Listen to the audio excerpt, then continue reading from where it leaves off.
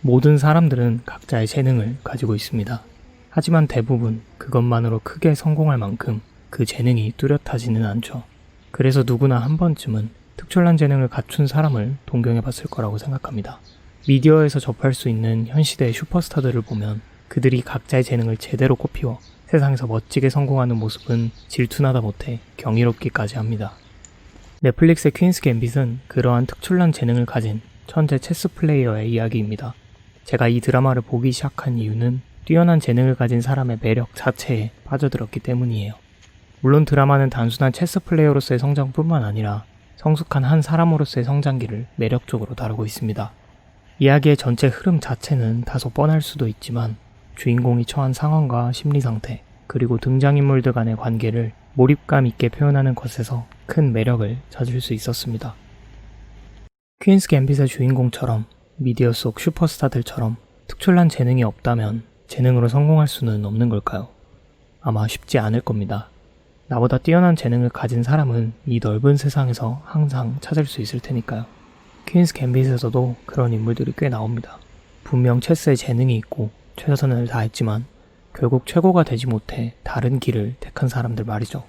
극 중에는 최고가 되려면 끝없이 파고들어야 한다. 하지만 난 그럴 수 없다는 걸 깨달았다는 대사도 나옵니다. 재능으로 세상과 부딪혀 성공하고자 애쓰는 것은 그만큼 잔인한 것 같습니다. 하지만 각자의 재능에는 성공보다 더 중요한 존재의 이유가 있다고 생각합니다.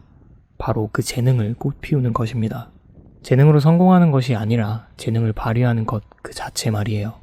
저는 우리 모두가 각자의 재능을 발휘하는 순간에 온전히 자기 자신일 수 있고 세상 그 무엇보다 큰 충만함을 느낄 수 있다고 생각합니다. 재능이라고 해서 반드시 거창해야 하고 남들보다 뛰어나서 직업으로서 삼을 수 있어야 하는 것은 아닐 겁니다. 그저 자신이 가장 좋아하고 잘한다고 느끼는 것이면 충분하죠. 퀸스 갬빗에 나오는 다른 체스 플레이어들의 재능이 주인공처럼 특출나지 못하다고 해서 그들이 두는 체스마저 의미 없지는 않았던 것처럼 말이죠. 특출난 재능이 있다면 굳이 애쓰지 않더라도 살아가면서 그것이 자연스럽게 만개하는 것 같습니다. 아마 재능을 업으로 삼아 먹고 살 가능성이 높아 계속해서 가꾸어 갈 테니까요. 다만 그러지 않다면 따로 특별히 신경을 써서 재능을 가꾸어 주어야 하는 것 같습니다. 대부분의 경우 먹고 사는 본업과 재능을 발휘하는 것에는 크건 작건 간극이 분명 존재하기 때문이죠. 물론 그러지 않아도 살아가는데 큰 문제는 없을 겁니다. 다만 그렇게만 살아가기엔 너무 아쉬울 것 같아요. 어차피 우리들 모두 이 세상에 정말 짧은 순간만을 머무르다 떠나야 하는 사람들이라면 그 순간만이라도 각자의 모습과 재능을 온전히 꽃피우는 것이 무엇보다 충만하고 의미있고 설레는 일이 아닐까요? 사실 제가 지금 대학원에서 하고 있는 연구는 제가 생각하는 저의 재능과 꽤나 큰 괴리가 있습니다.